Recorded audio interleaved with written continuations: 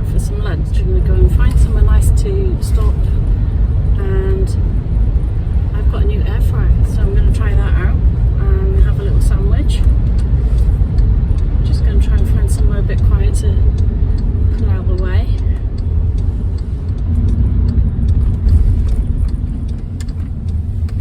Just turning off the road now. This looks right. There's a couple of cars up here. I'm going to turn around. It's on a bit of a slope, so I'll pick my car parking space carefully. Yep, I think that'll do. I'll show you around. Right, so I'll show you where I'm parked, but it's very windy out there, so I don't know what the audio will be like. The door's going to get blown away. So this bit all around here is where the racehorses train. And it goes all the way around.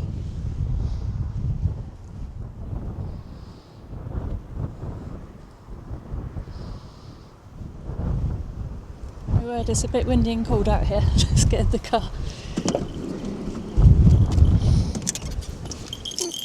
I think I nearly got blown away there. That's strong. Alright, I've managed to contain my hair for a minute, so let's have a look at this air fryer. I want to say a big thank you to Chipmeister. If you haven't seen his channel, he's got a lovely YouTube channel and he lives full time in his van. And although he hasn't actually recommended this air fryer as such, he's used it so many times in his videos. And I reached out and asked him about it and he was really pleased with it. So I want to say thank you to him and go and check out his channel because it's lovely. He's a really nice chap. Oh, the racehorses are coming past.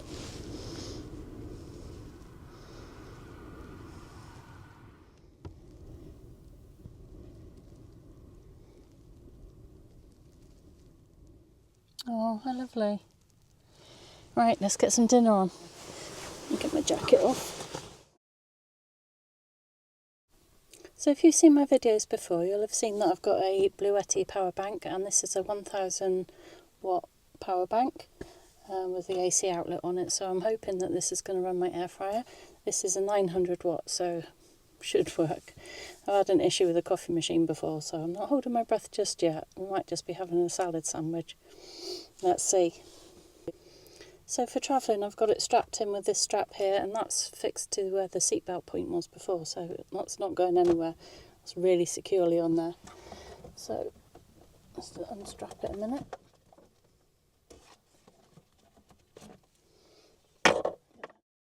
Right, now it says on the instructions that it needs to be 15 centimetres away from the wall and above it, so I think that should be okay there.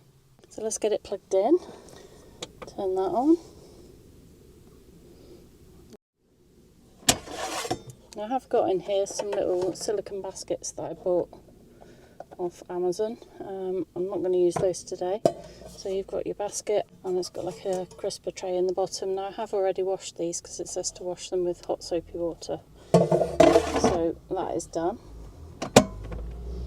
So next I'm going to put my chicken nuggets in. I've just got a couple with me today because I'm only having a sandwich. Turn it on.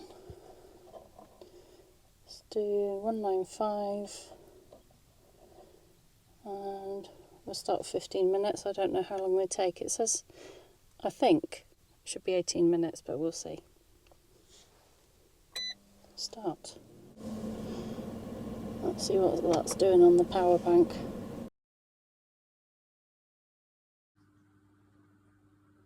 I didn't actually do a recording of unboxing the air fryer, but if you want to pause the screen and have a look at what was on the box and the specs, please feel free to pause it now.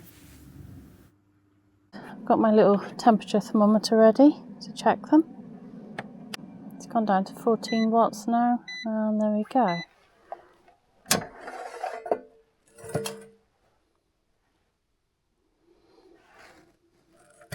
Oh, hot.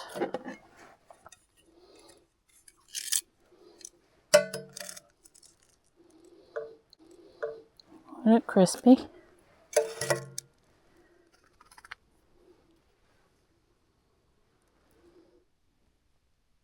Yep, they're hot enough.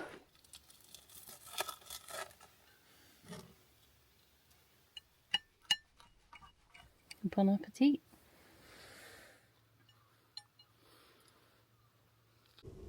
So where have I been hiding? So I had flu over Christmas, so 2 weeks of feeling grotty. And then I was starting to feel a bit better, and I went out for an early Sunday morning walk with my brother. It was gorgeous. It was -3. We were going to go and watch the sunrise. But it was so icy and the road was so slippy that 3 hours of walking on it. By the time I got back home, I'd damaged my leg, and I think I've got like trapped nerve sciatica, who knows. But I haven't been able to drive and I haven't been able to walk far, so I've kind of had to take it a bit easy for the last few weeks. Now I have managed to get a few little jobs done in Maggie, ones that I've been sort of meaning to do for a while but keep putting off. And also I found some foam tiles that I've repurposed. So I'll show you what I've been up to. So one of the first jobs that I've done is actually managed to install my under-counter light. I've had this for quite a few months. It's just been sat in the cupboard, and it just means that when you put your hand into the cupboard, the light comes on, so you can actually see what's going on in there. This is one that I bought from Lidl's a while back. They're about £6. And to take it out, you just clip it to the side and it comes off. This is the bracket that comes with it. So it's got 2 little lugs that the light slides onto, and it comes with an M1 sticky pad or some screws. And here's the light itself, and then you can see on the back it's got the 2 little gaps to fix onto the bracket. So another job that I did was I went through some old camping equipment that I found in the spare room, and it's stuff that I used to have in my old camper van. We had a Mazda Bongo before. However, didn't feel confident driving it on my own because she was an old girl. She liked to break down. So yeah, that's why I got Maggie, because it gives me the confidence to go out on my own. Anyway, I digress. I found these foam tiles that I used to use in the awning in the Bongo, and it was just something to stand on when you got out of the door. And so I brought them down, cleaned them up, and they're lovely, like a warm texture. And I thought they would be really good to keep the cushions off of the wood in the camper van. So I gave them a good clean up, and then I took them out to the van. And I thought, well, I'm going to have to try and make them fit around the cupboards that I've got, because I've got lift-up cupboards in Maggie, and I don't want the tiles to be in the way. But it's just another layer in between the cushions and the wood. Might give it a bit more warmth. So after a lot of rearranging, I managed to get them all to fit. Luckily I just had enough, there was a little bit left over. So yeah, that's all the wood covered, and I can still access all the cupboards underneath. Pop the cushions back on. Job done. So now that the foam tiles are all in, I've just got one more little job to do to finish it off. And that's to put this pole in. So my hanging wardrobe, normally the hooks come up through the slats and just hook over the side, and it's a matter of time before I stick my knee on it or something, because they do stick up quite a long way. So what I'm going to do is cut this wooden dowel to size, fit it in there in between the slats, and then hang my hanging wardrobe off of that instead. So I'm just going to get my pencil and measure this across here, about there. So I'll just go and cut that, and then we'll see if it works.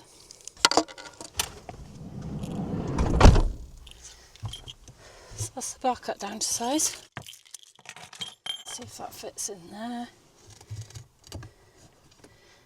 Perfect. So I just need to hang my wardrobe on it now.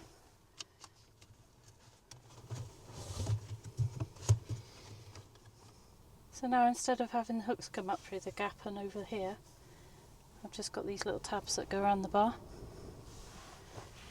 And in there I keep all my packing cubes of my clothes. So this is the one that's just got towels in, and they just sort of slot in.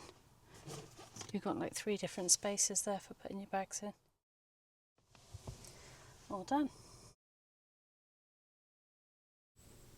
So the next job that I want to tackle is changing these slats. So these fill the gap in the middle of the caddy to make up the full-size bed.